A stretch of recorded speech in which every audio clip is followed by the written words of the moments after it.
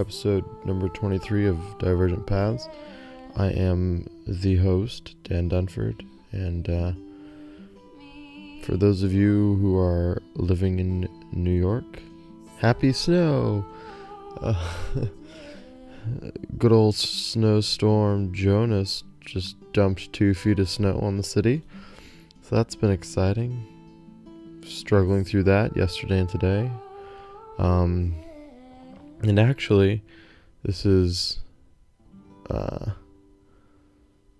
little unusual. There's not usually this quick of a turnaround, but I trekked out to Sunset Park in Brooklyn yesterday in the snowstorm to meet up with the guys from PitchBlak Brass Band, who will be featured on today's episode. And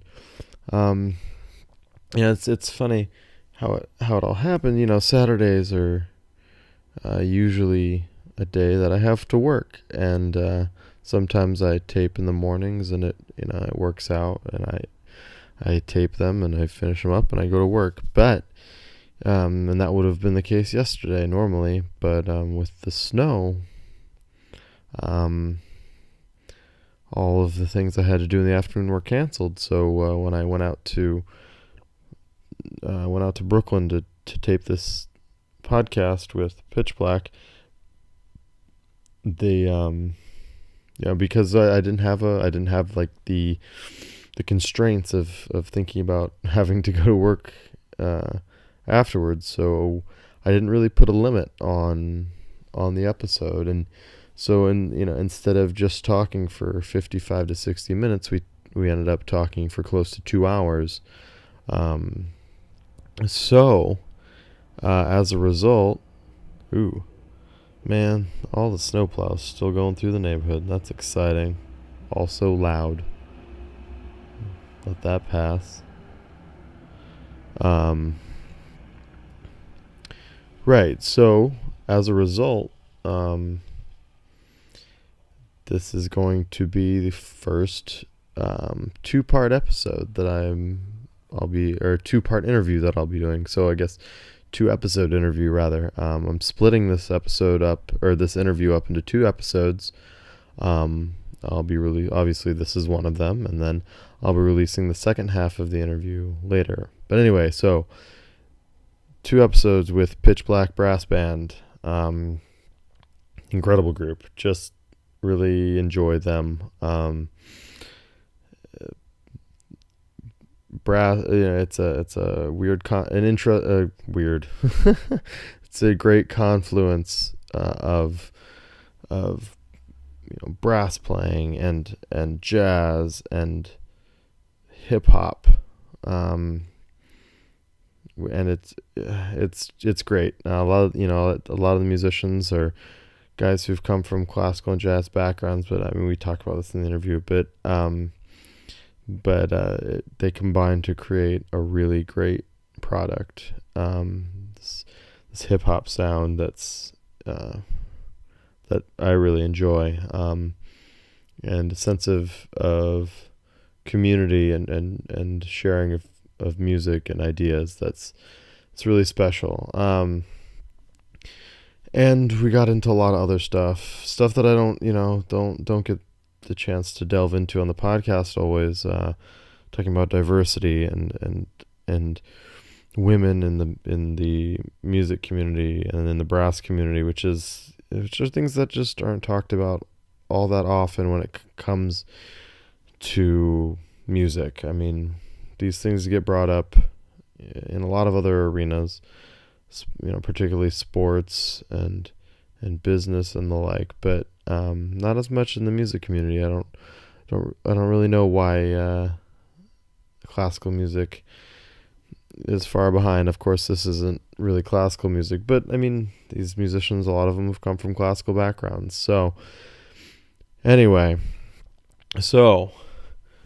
like I said, this will be the first half of our interview, and I'll be releasing the second half next week.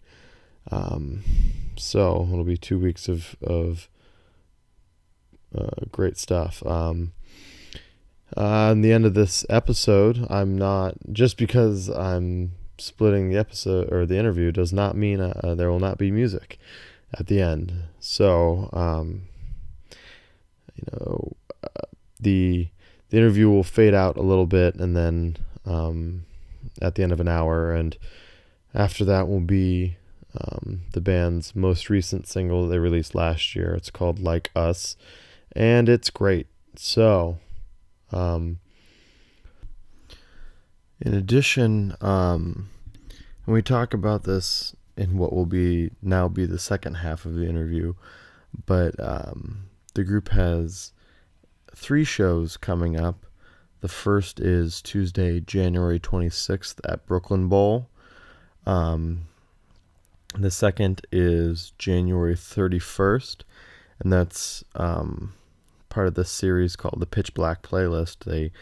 They play out at Manhattan Inn, and this series happens every month, and they perform. We talk about it in the interview,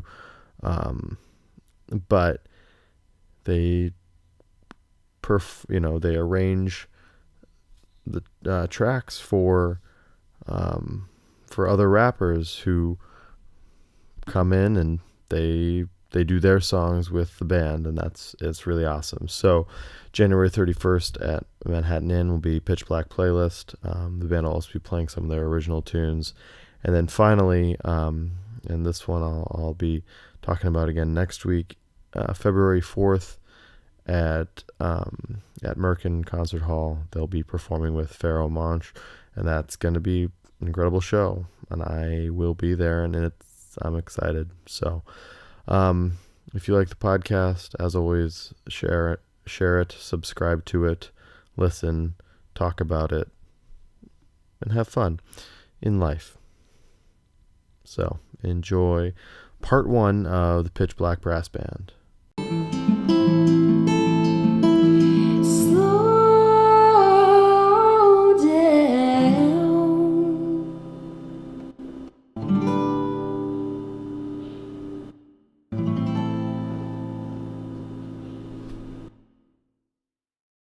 All right, guys, thanks for... We're recording in the middle of Winter Storm Jonas. Is that the name? That's the name. Like Nick Jonas? Its name is Jonas. When did they start naming snowstars? Like 3 years ago, I think. It's ridiculous. I don't know. Why can't we just call it snow? Snowstorm. Snownas. They always had the year for the snow. It was like snowstorm in 93, 96. Right. You know? Is this a nor'easter technically? Doesn't matter. I just found out what that was last year. You're just so excited to be like, yes, it's a nor'easter. I can talk to people about this now. But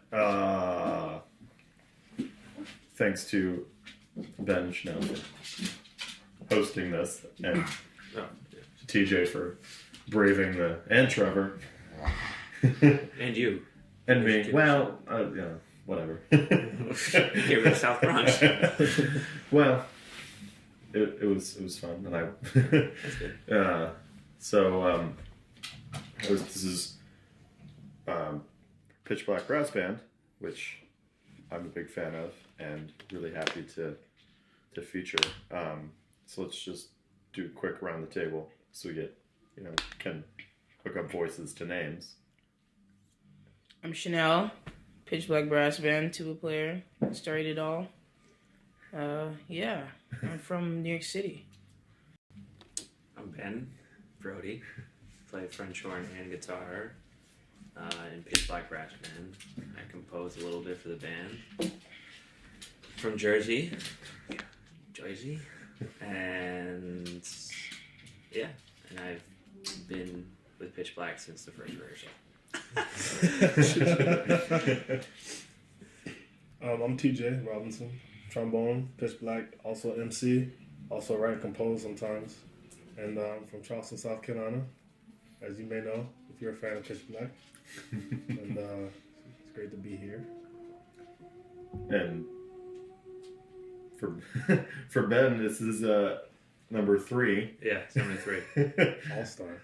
The only guest who's returned more than once. We've Achieve the hat trick. Which, now I can just quit because, no, I'm just kidding. Yeah. So, Charleston, huh? Mm-hmm. I don't know if I'm from there, but home for me is Augusta, Okay. Georgia, so it's just down the road a bit. Indeed. we played there once.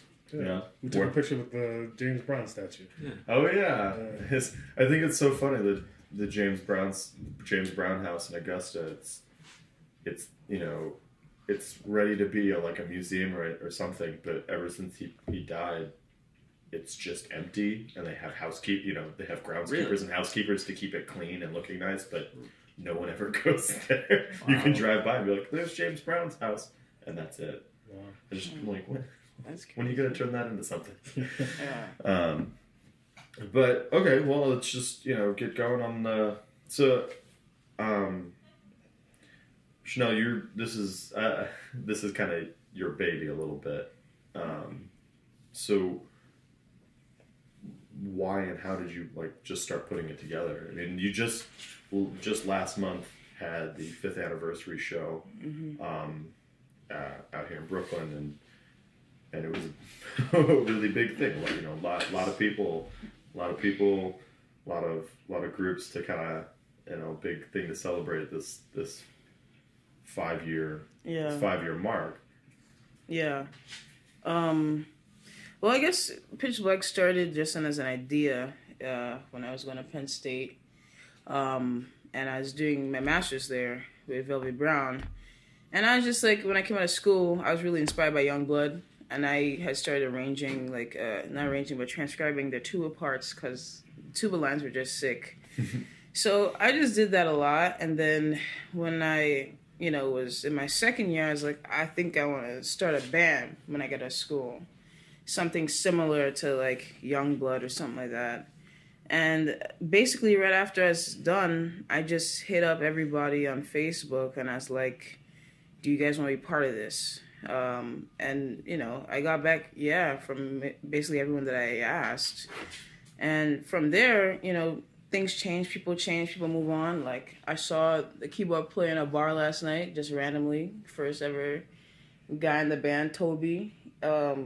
People move on, do different things, or that type of time and the lack of money and shit like that is not for everybody. So it has changed, but swing by 5 years later, and we managed to do some really cool things. And I think that 5-year party that you came out to was just something that we wanted to give back to the people that's been supporting us, and really it's just people that have been supporting us. I don't really call people fans or anything like that. I feel when you're Adele, you could call people fans, but really everybody that comes to our show is our friends or family, and they support us. Mm-hmm. So that was just a little something for them. So I mean, that's what it was like. When it comes to brass playing, there's a lot of, especially if you live in New York, you're always, or even in other places, you're always gonna be playing with bands here and there, playing with different groups. Generally jazz, rock, but generally that's a, one or two. Maybe you'll have a trumpet and a sax player, or maybe you'll have a trombone player and a sax player, or there's always sax players, it seems like. But what's this PitchBlak is a full brass section almost, kind of a full horn section rather, almost a big band size of horns, and that's not really a something that pops in a lot for especially. I mean, you guys identify as a hip hop group, and that is a very specific genre, and it brings specific things to mind, which generally aren't a full, a big, an orchestra almost, a brass orchestra or brass wind orchestra. Where did that kind of idea for that kind of sound stem from? The sound of the brass, or the sound? Yeah, I mean, you get samples. Sampling is such a thing that has been part of hip hop from the very beginning.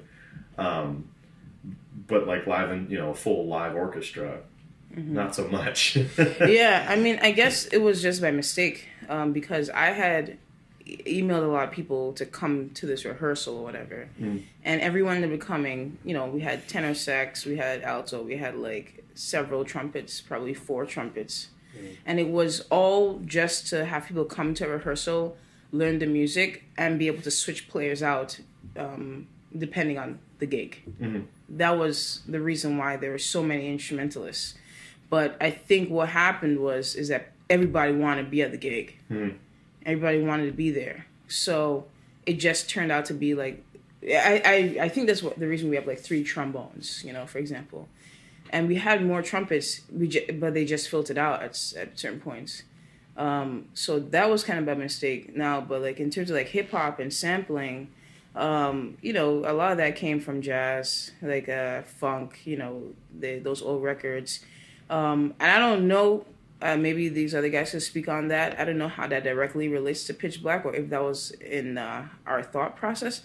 But it just happened to be that, we have horns and stuff and they use those instruments back then. But we are really such a different representation of sampling, because what happens with most sampling is that they take a jazz record or a funk record and they like mash up the drums, or they take the drums out completely and put like an overlying drum on it, or they just break out the drums and they take other drums and put it on like a whole different record. So us, like as a live band playing hip hop, is actually like, if you talk to like real hip hop heads, it's like live, like live is not like hip hop, you know what I'm saying? The vocals are live, but everything is like, since the beginning has been like records and like sounds that have already been cataloged in some way. Well, yeah, you think of if you go back and look at the original like block party, the South Bronx block parties, you got an MC who's rapping over these breaks that they create in between 2 different records, and then this is where we're gonna spend all this time rapping, and there's of course and they've got the giant speakers and that's it. Exactly. Like there's no instrumentalist, there's no guitar, drum, bass, no nothing. It's just an MC and some turntables kind of thing. I think that it's very important to realize, like, especially in American culture, like music is so strong, art is so strong, especially in like communities like the Bronx, where it all started with blacks and Hispanics. They had to get it out some way, but not everybody had access to musical instruments. Right. I mean, because what is the 70s, like the 60s, 70s, everybody's trying to like be in a band. That was the thing. But these poor kids are like, well, we can't do that. But we can have this tape recorder. Like my friend's got this set up, and we can make music that way. We can still find a way to express ourselves. And I think we're just the evolution. Eventually somebody was going to come along with a live band and try to incorporate hip hop. And if people have not incorporated hip hop, I think the main difference between us and a lot of bands is that we actually rap as well. Yeah, as play, which is a little different. Because a lot of people have guest MCs. A lot of brass bands, a lot of groups, and a lot of our music is very through composed, like in original as well as covers. So we have that going. I think personally, I've met a lot of people who have said that they kind of miss that live element of hip hop. Now it's just like everybody, especially in this technology age, wants to be famous, wants to be a rapper, wants to be a quote unquote musician. And it's become easier, and it can be more difficult to be heard, but it's certainly the easiest it's ever been to make your own thing. And with programs, you can rig up some beats for yourself pretty easily. Whether they're good or not, totally different story. Yeah, and even that, even if it is good, a lot of times it's about image, and you got rappers coming up that never did a live show. They just got really famous because of some internet, and then they bomb. I'm not going to name any names, but people know who they are. Like, but it was just like, wow, how could this happen? How could you get so famous and get like thousands, hundreds of people at your show, and then not know what you're doing? It's as opposed to like being in music all my life. I guess being in the artistic side, like we're all musicians. We all played together in college, brass quintets and stuff like that. It's just a big divide between popular music and musicians these days. I guess it always has been, but these days technology has definitely made it seem like the gap is widening. You know. Well, and it's a interesting situation because I mean, outside of a few like super established acts or that are within specific, you know, you got your Taylor Swift, your Adele, your whoever, but overall, like the genre that has the most hold over popular culture, at least at the moment, is hip hop and rap. Like you know, you can get into whether like specific artists are like true, you know, actually rappers, you know, but it's like an extension of the genre and it's literally everywhere, you know, kind of a thing. Well, I think that has to do with American culture. I mean, historically, music all American music pretty much is black music. Yeah. Or comes from black music.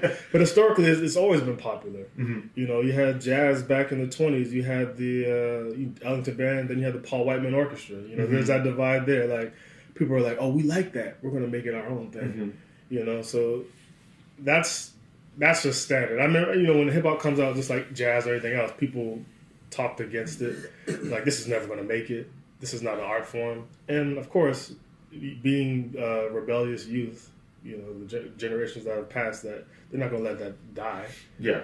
So now it's just so big. It's all over the world. It's amazing. It's just like jazz did. And every time I travel overseas, people are like, wow, you know, hip hop, man, like, you know, they're like, oh man, you rap, that's so awesome, you know, and I'm like, wow, like, I'm in like a desert right now. Somehow hip hop has come across the ocean. That's amazing to me. That's amazing. I just hope that, you know, or I'm interested to see what the evolution will be. Hopefully we can be a part of that because people's ears, I feel like people's ears have not really caught up to the technology, you know.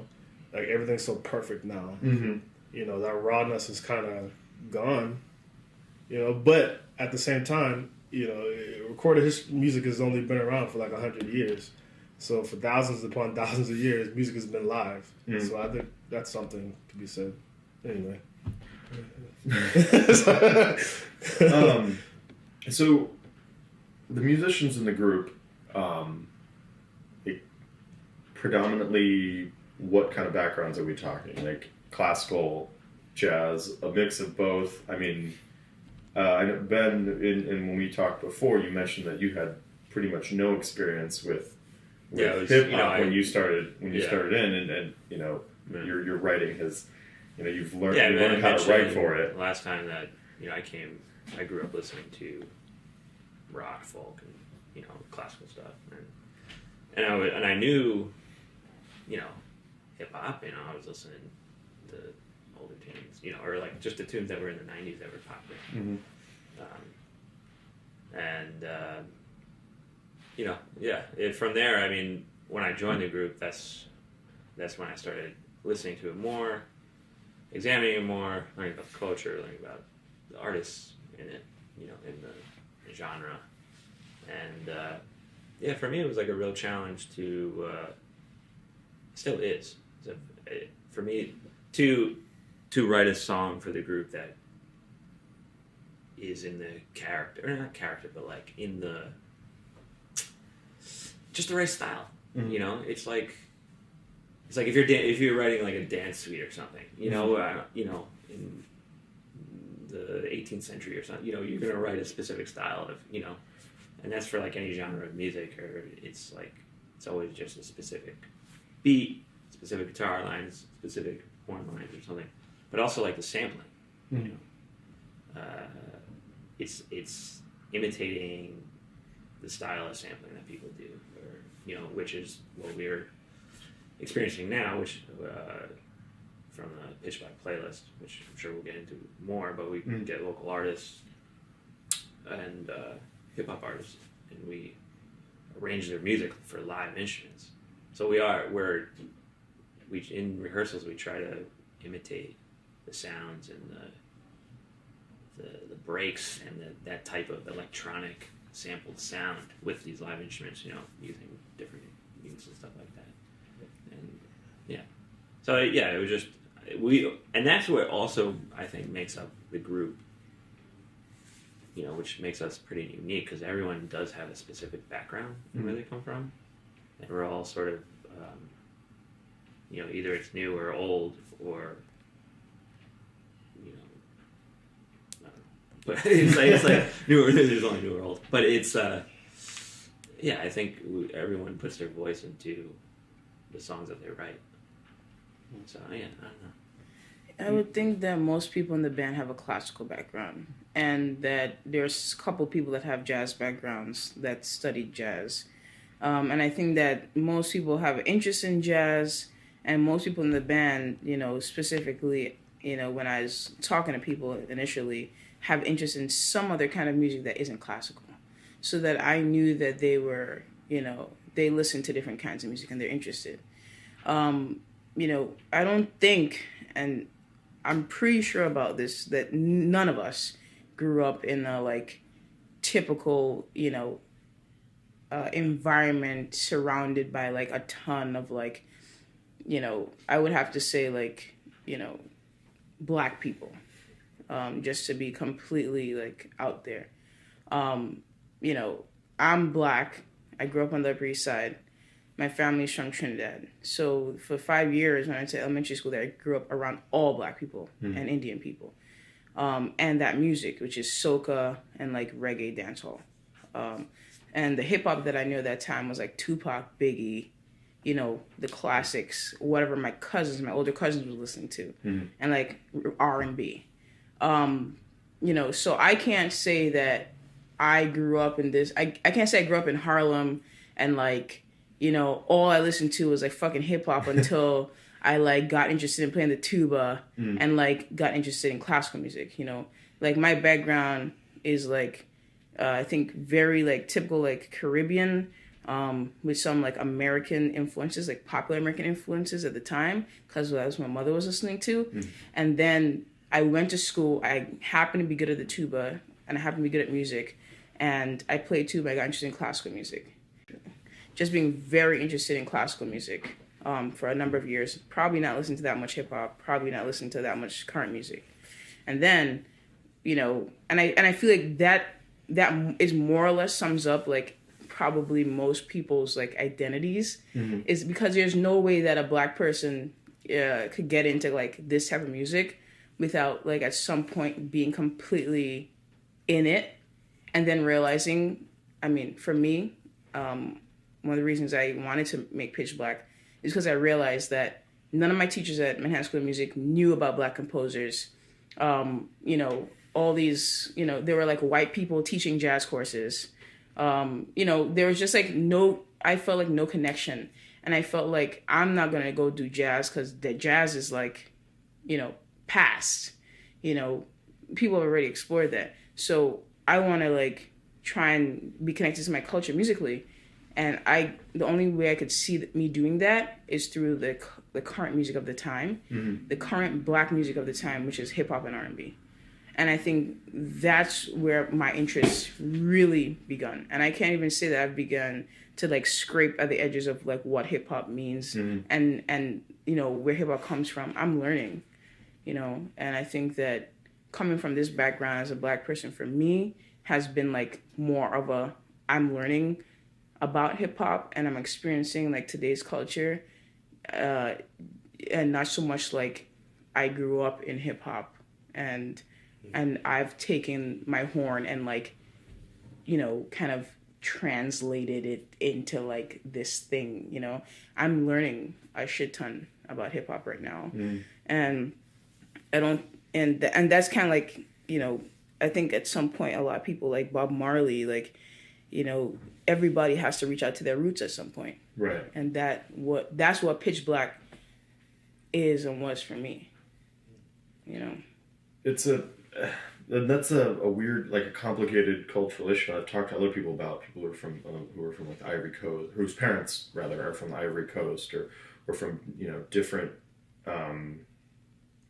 countries, that when you come to America, people look at the color of your skin and say, oh yeah, okay, they slot into the African American, you know, but they come from such widely different cultures but just because you look one way, you're assumed to be a part of this culture, and but when it comes down to it, it's a learning experience for everyone. You know, it's it's a weird thing, and I don't. I'm not saying that that I understand everything, because I completely don't. I'm just constantly trying to figure out what people come from and how they function within because even the hip hop culture, you mentioned jazz and funk, and those are huge influences on what has become a dominant American art form. But the guys who were starting this out, they were also from the different Caribbean islands and all. It's there's so much that goes into it, and it's really fascinating to me. Yeah. So, like you mentioned, it's a an unusual situation to have band members who are rapping and playing. It's interesting how that came about, because sorry, before we get into that, what's kind of your background in getting into PitchBlak? It's from an early age. I was always in the music. With the band, I did piano. I figured I was good at trombone, so I got to head that way. And I went to art schools and stuff. But I remember when I was young, in school, it would just be very few Catholic school, art school. But at home, it's just got my family, and I got my friends. The friends I did have that were black, we'd always, what's on the radio, we'd be stuck, I love band music, I love jazz. I was in a little jazz band, and I eventually went to school for classical. Now I play everything I can, but I just remember as just hip hop for us was just the thing. What's that new CD? That new, what at the time, Kanye West or whatever. Who's out? Jesus Walks, man. Yeah, and to a point, in middle school, I would try to arrange stuff for the only thing I knew how, trombone. Mm-hmm. I arrange some hip hop. I don't know, was a Manny Fresh, whatever we listened to, Cash Money Records. 504 Boy, Master P, mm-hmm. and his No Limit Records. That for me growing up was my mom, of course, would walk in on me in a radio blasting some songs what are you listening to? And they're turn it on. But my cousins would always slip me CDs and stuff. But on the other hand, I always had a great appreciation for hip hop. I never dreamed it would be PitchBlak, but I'm glad it worked out that way. That would have been my dream as a kid. But also I had mentors in Charleston. My classical mentor, he was in the orchestra. I took from him, and then for jazz, the local musicians, they'd always try to look after me. And for me as a young black kid, I felt I love my teacher, my classical teacher, but the jazz was pretty heavy too, because coming from Charleston, they're very all about culture. They're all about especially the slave culture, the gold culture that there's very unique to Charleston. It's not really anywhere else. And so they got in my head. They're look, you need to somehow promote this music, contribute to this music, because it's your heritage. And for me, I could never really get away from from that music. I always loved listening. And the older I got, I realized I just love exploring music. I love trying new things, new genres, whatever. For me, since my basis is classical, of course, and a little bit of jazz, probably more classical, all the hours I spent in the orchestra. But now, since as a musician, I find myself playing all kinds of music, R&B, soca, reggae, jazz, funk, hip hop, of course, and classical. So I love PitchBlak because we were able to put all of our, like Chanell said, Ben said, we were able to put all of our experiences there, because for me, I don't know everything as a musician, and I'm honored to be with people who are willing to explore and exchange ideas, and it's a good feeling to know that you're creating something with somebody. And as far as the rapping, when I was younger, I did not rap. I would beatbox, my friend would rap. We go around and I thought I was pretty cool. And it wasn't until I didn't start rapping until college with other members of the band before we were a band, Chris Johnson in particular. We'd always just be sitting around, just, BSing, partying, or whatever, record some random tracks. I still remember my first one I did. And for a while, it was just okay, I'm rapping, I'm still trying to play. But then it got to the point where it's started writing more, and then believing in myself, which was a big thing, because I didn't know anybody who did that. Mhm. You know, my friends still rock on to me to this day. Like the first PitchBlak song they heard of me rapping, they're just like, "Yeah, are you serious?" Friends back from South Carolina, I saw them recently. They're like, "I'm so glad you got better." You know, you know. But I don't know. I just that's where I'm coming from. That's all I really have to say. But But it's a weird, like, in the South, like, there, of course, when it comes to rap and hip hop, like the center of the culture in the South is all Atlanta based. Well, Yeah. and there's some, you know, there's little splinters out on the places, you know, of Mississippi, course, maybe, yeah. or Miami. I mean, but like that version of Miami isn't really the South. It's sure. it comes more from a Latino and infused culture, that kind of stuff. You know. Well, the interesting thing about that, I mean, when I was growing up, the South, there was this big divide, you know, especially when I was young, between the North and the South. You know, the rappers, like, you know, Southern rappers can't rap, blah, blah, blah. But then it got to the point where I got older, it's just like everything got infused with, like, Southern trap music. Mm-hmm. Like, everything is just, like, even New York rappers now have that kind of trap feel, Southern trap feel. And that's just, you know, Future's like the biggest trap artist, you know, he's out there for some reason. And and it's crazy to me because it wasn't like that, you know. And then of course you had the East Coast, West Coast thing.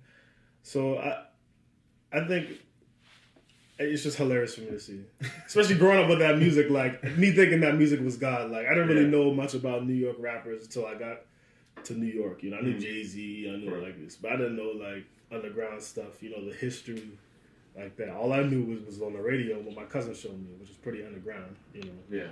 But I mean, that's why New York City is one of the greatest cities on this earth. You know, and that's where hip hop started. It's just people coming together like. White, black, Hispanic, Asian, whatever, like they came together and made something beautiful. I think PitchBlak definitely represents that. We're a very diverse group. You know, we come together and just make something special. And we invite other artists to come together with us to create another vibe in terms of like the playlist, the upcoming concerts we have, Pharoah Monch, like anybody we worked with in the past, we've learned so much from them. And they learn a lot from us too because it's a very unique situation, you know, and hopefully we can continue to do that. I mean, there's something I want to speak on that you have brought up before, which is like, you know, how is it that hip hop, you know, why is hip hop big right now? How is it that it was able to like survive so long or whatever? And I've been thinking about that. I'm not confused about it. I'm just curious about your opinions. Yeah, our opinions on it. Well, I was thinking about this the other day because, you know, I was thinking about sampling. And I was thinking about how sampling, the reason that hip hop is able to move and shift so much is because it didn't say that it was something. Right. It didn't define itself. And I think with sampling doesn't define itself. Sampling could be anything, you know. So I think that's like, you know, all other sorts of music, funk, rock, all that shit you could hear and be like, yeah, that's that. You know, even like listening to like funk bands today, I'm just like, there's like nowhere else it could go, you know, because it has to have that certain type of thing that signifies that it's funk. Has to have that specific chord structure and these specific rhythms. Right, and this like kind of how the melody goes and then how the vocalists sing, you know. The bass line's always going to be in this style. Exactly, you know. So like where else can funk go? I could be completely wrong, right? Funk could go crazy ways probably, but from what I've been hearing, but hip hop, there's no like this is what it is. It's like just been exploration after exploration, and there's no limit to it. And I think like what TJ was just saying about being diverse, like I was watching this documentary called Fresh Dress on Netflix. Everybody could watch it. It's on Netflix. It's free. And that shit really opened my mind because it was about fashion. It was about black fashion. And then specifically about hip-hop because hip-hop and black culture, as we talk, jazz, whatever, American black culture has always been the progressor. Like it has always steamed things forward in terms of fashion and music. So I was watching this documentary and it was like, you know, just like at every move, you know, black people just like doing new shit always, you know. And the reason that they say for that is because black people are being more accepting now as a culture, as a people. You know, that's why we could listen to that fucking crazy Kendrick Lamar album. Black people won't be able to listen to that shit 10 years ago. Right. It just wasn't part of our culture. It wasn't part of our culture to listen to rock 10 years ago. When I was growing up, if I listen to rock, people would be like, what? Like, you're white? You think you're white?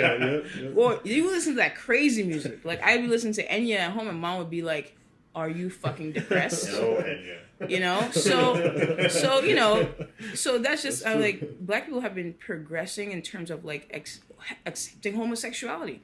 Like, accepting, like, being different religions. Like, we're all not Christian. You know what I'm saying? Like, just coming out of the box, you know? And I think with that, like, all the young teens, all the young 20-something-years that we see today, you know, like, talking about Buddhism and talking about all sorts of things and experimenting with different drugs, you know? I mean, this is the kind of thing that pushes a culture forward and also a music. So, and hip-hop is connected to that.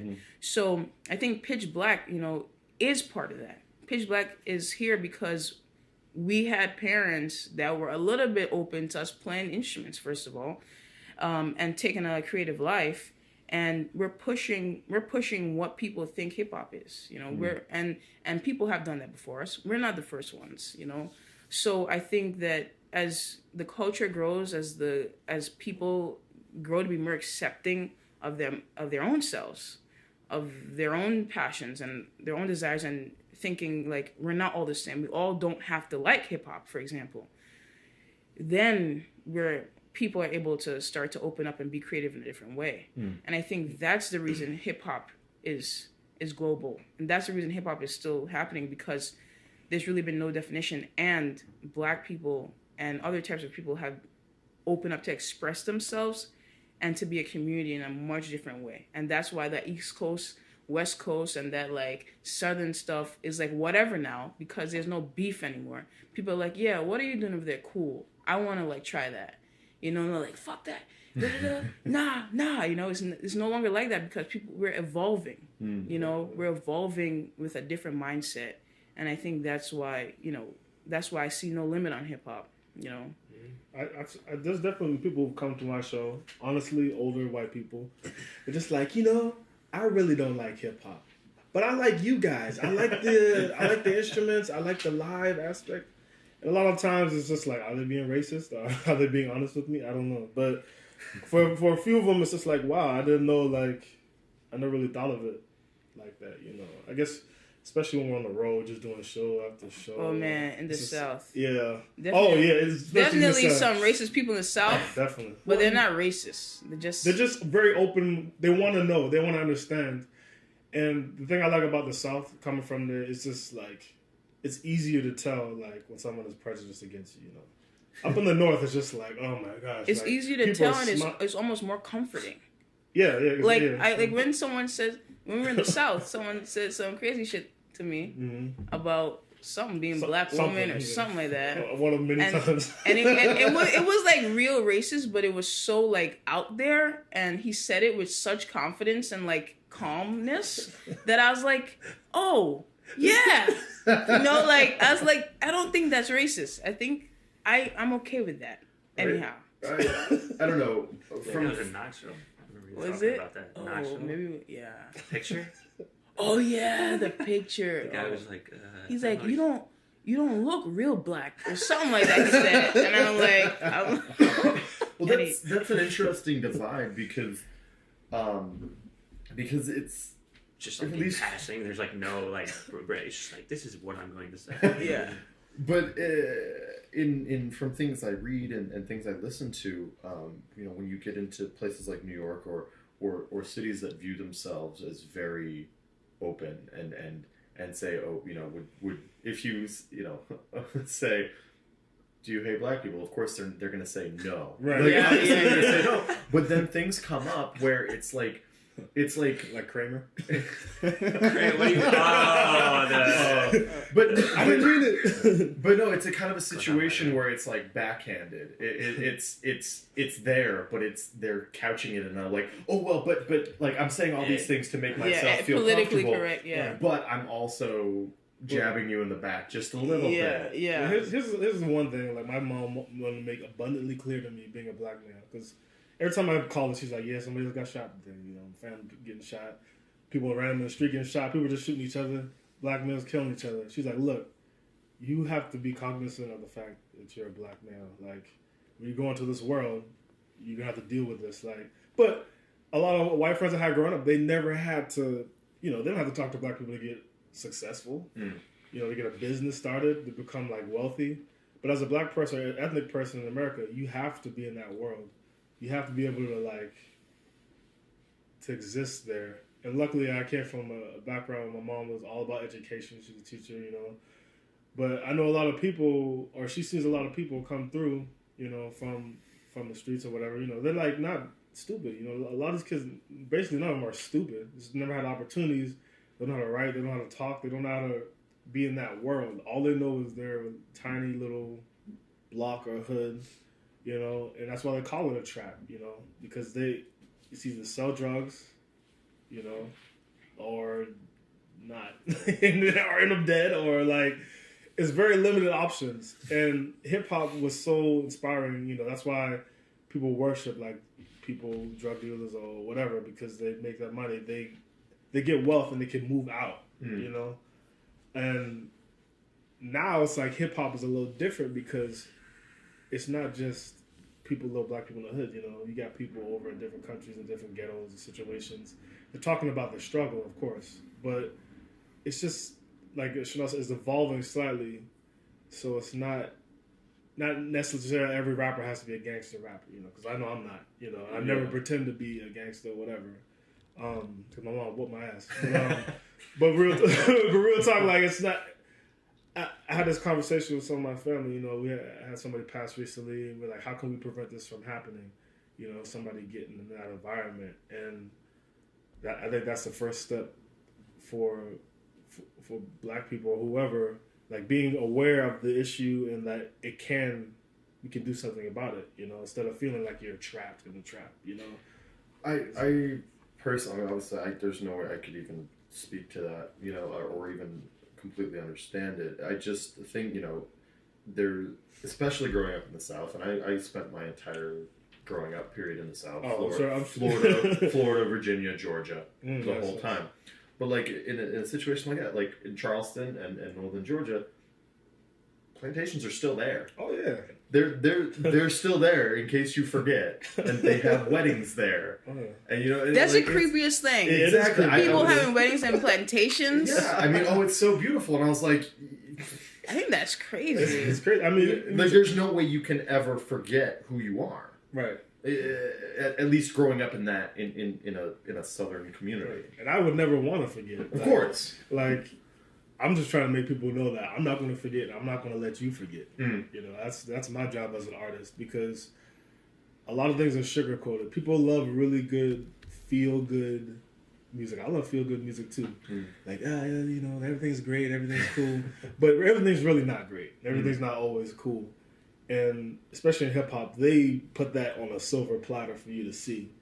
You want to talk about the violence? Here's a track about violence. Here's the number, here's an experience I had with a friend or somebody I know. And that to me is one of the most powerful forms of freedom of speech in this country is, of course, the music and hip hop, especially because you're just saying those exact words. You might code it a little bit. You might, have some slang. First hip hop first started, executives didn't know what they were saying. Mm. Then they're like, oh God. They let a lot of stuff slide because they just didn't know. They're just like, oh, the rhythm's cool, but it's not just about the rhythm or the flow of your words. It's about content. Mm.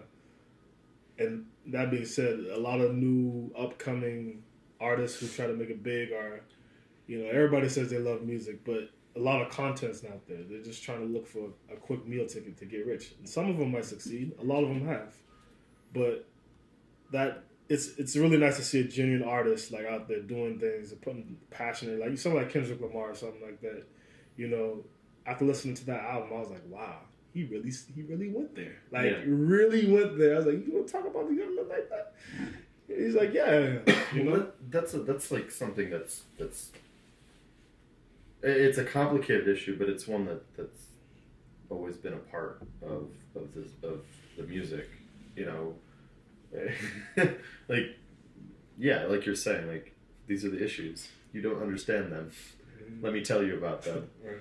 But even in a situation like that, it's marred by, people saying, "Oh, no, that's not how it is," or, and Kendrick Lamar being, an example of a guy who's really, changing things around, sonically, and people listen to what he's saying because the level of artistry is at a level that they can't deny. Right. That's the only way to make them understand is like present something so ridiculously like good to them that they have to accept it. And this is whole like if you talk to older heads of hip hop, like the last generation, because it was all about lyricism at one point. Hip hop goes in phases. Sometimes it's party music, sometimes it's intellectual, sometimes it's protest. It just depends on what happens. I think Andre 3000 had an interview on this. He's like, I don't have a problem with party music. It's just what it is. Most of the songs coming out of Atlanta are strip club songs. There's not very much lyricism going on there. It sounds hot, and I love a lot of that music. It's just different. And when I look at rappers these days, it's starting to go back towards that lyrical thing. You hear a track by Drake. It's not so like music heavy or like drum heavy. It's very like ethereal and like atmospheric, and he's just like just like talking on the track, and it's cool. That's like a style. Like somehow that just came about. Like who was Big Sean? A lot of people are doing the triplet thing, and it comes out of Atlanta. A lot of words, a lot of like because they're trying to get to that. They're trying to be cool. That's the cool thing. Your lyrical flow patterns. Yeah, can I be complex about this? And sometimes it gets sanitized. Like it's just like, okay, here's another rapper going. So we just spent 20 minutes talking about hip hop, which, like historically and culturally, which I love. I love hip hop. I live in the South Bronx. It's that. I just love it. But how does all of this kind of filter down into what you're doing, to bring it back to PitchBlak? Like this, you can look at it as a great cultural impetus, but it also can be viewed as like almost a weight. You've got, decades of history kind of wearing down on you as well. Like there's different ways to look at it. So like, how do you take all of these different things and kind of distill it into because you both TJ and Ben, you both write and Chanell, like you all write for the group and you rap as well on some of the tracks. Like how does this all filter down into like your art form?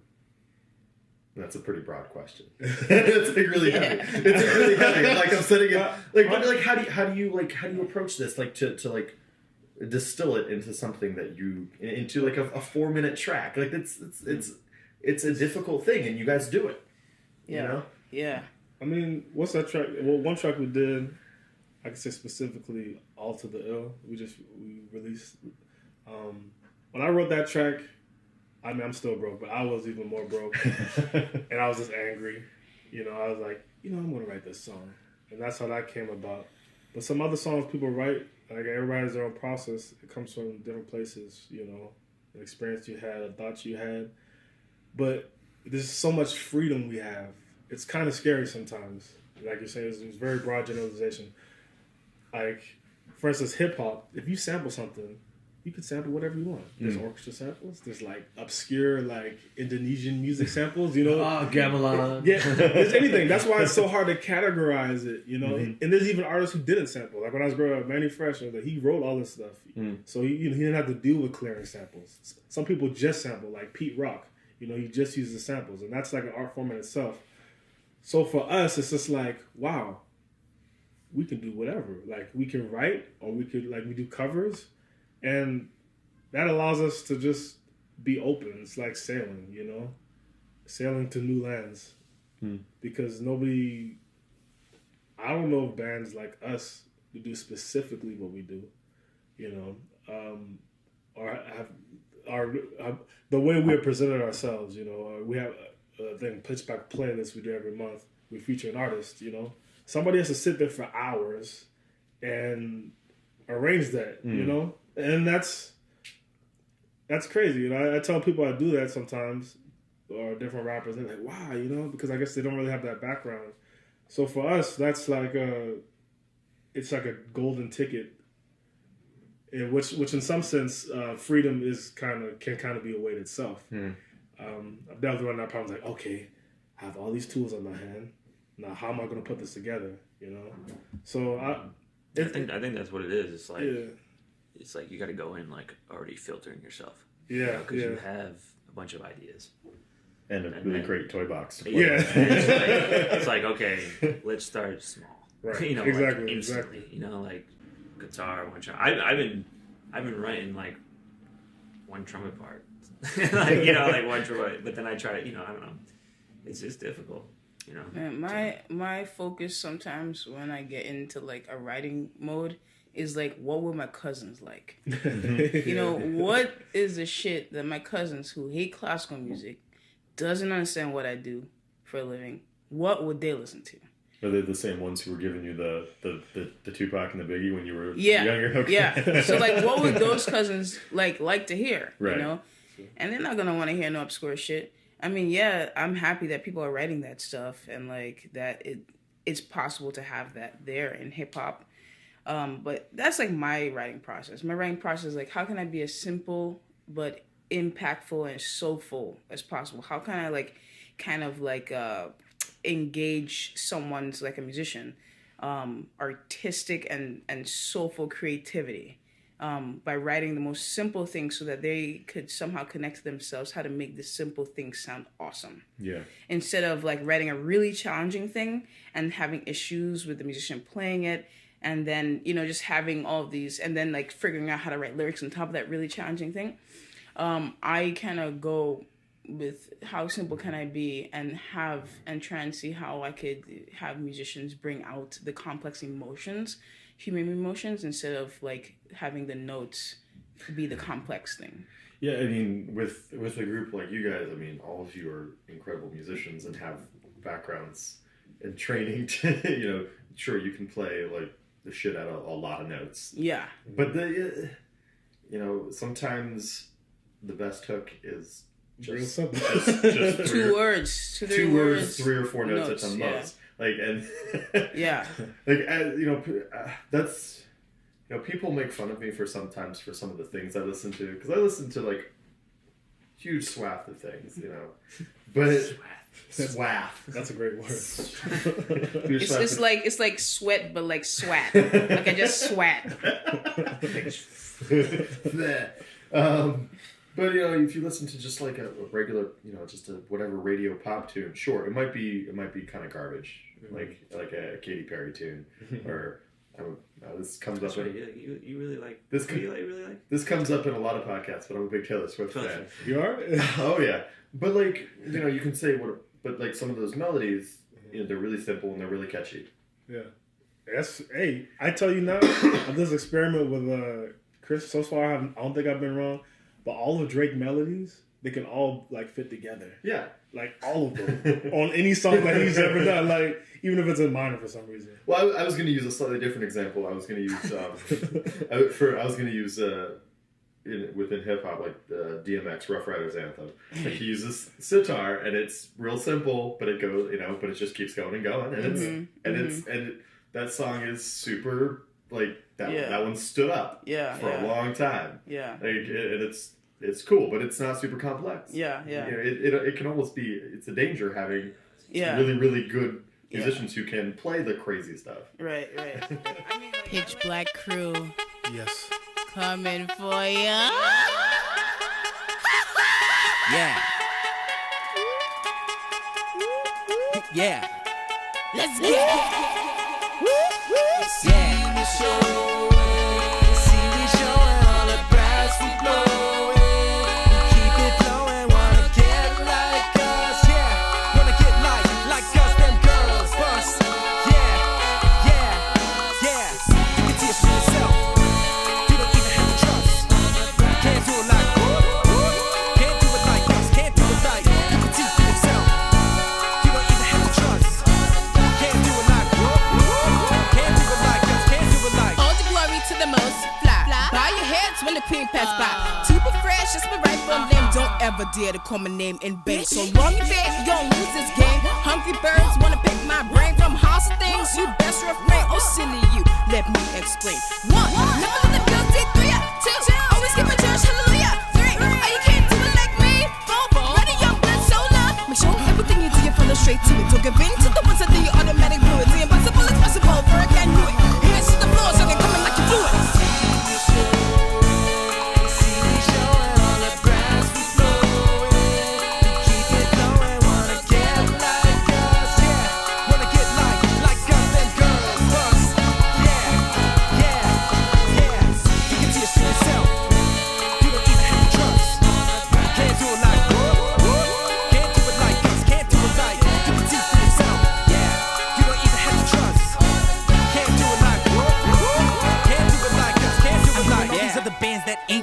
Yeah, the pop up shows ain't strange to us. I'm talking raw hip hop with a graceful touch. You know that we can put it down, lay your claims to dust. What? Big talk, making dangerous. Maybe you should hang it up, it sounds painful.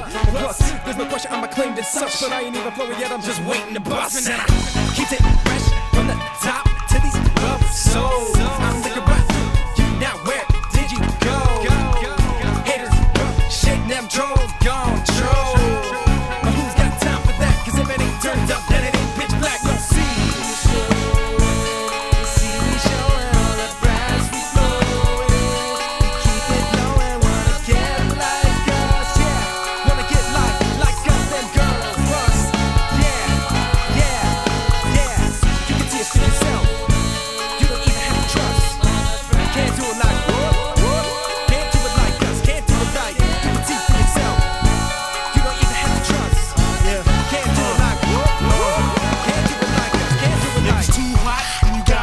PitchBlak Band coming with mad friction. You gotta give it back if you're mad gifted. Pass up the test when the class listens. No dedication, that's bad business. Dragon flames come fast winding. Burn it up, supernova, ding ding. Class beginning. Action Jackson, I rock all the predators. The storm of me, I always box to be package it up. Express no stopping. She see the swag, now her knees knocking. She wanna dance, I'm trying to turn up. You are not driving, your license is learner. Give me the wheel, I'm doing donuts. Gas me the rods, I'm about to burn up.